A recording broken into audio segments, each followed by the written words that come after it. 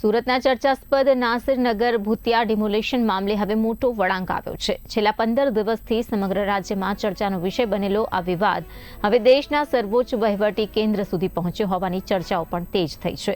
આ મામલે પીએમઓની નજર પડતા ગાંધીનગરથી લઈને દિલ્હી સુધીના વહીવટી તંત્રમાં ફફડાટનો માહોલ સર્જાયો છે.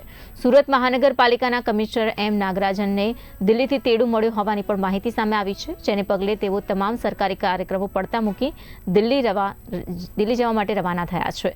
તો આ મુલાકાતનો સત્તાવાર એજન્ડા હજુ જાહેર નથી કરવામાં આવ્યો. વિપક્ષ દ્વારા આક્ષેપ કરવામાં આવી રહ્યા છે કે બિલ્ડરના કરોડોના પ્રોજેક્ટને ફાયદો પહોંચાડવા માટે કેટલાક અધિકારીઓ સાથે મળીને કથિત કારસો રચવામાં આવ્યો હતો.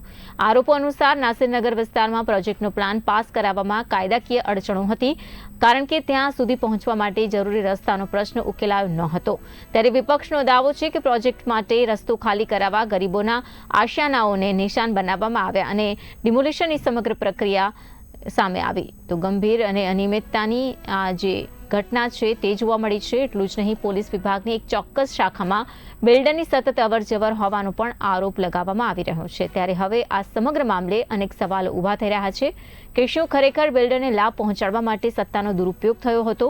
શું ડિમોલિશનની પ્રક્રિયામાં કાયદાનું ઉલ્લંઘન થયું હતું? અને સૌથી મહત્વનો પ્રશ્ન એ છે કે જો તપાસમાં જવાબદારો સામે પુરાવા સામે આવશે તો તેમની સામે શું કાયદાકીય કાર્યવાહી કરાશે? આ તમામ પ્રશ્નોના જવાબ હવે તપાસ અને સત્તાવાર સ્પષ્ટતા બાદ જ સામે આવશે.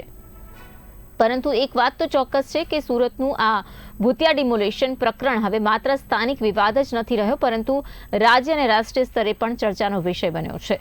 સમગ્ર રાજ્યની નજર હવે આ મામલામાં આગળ શું કાર્યવાહી થાય છે તેના પર ટકેલી છે.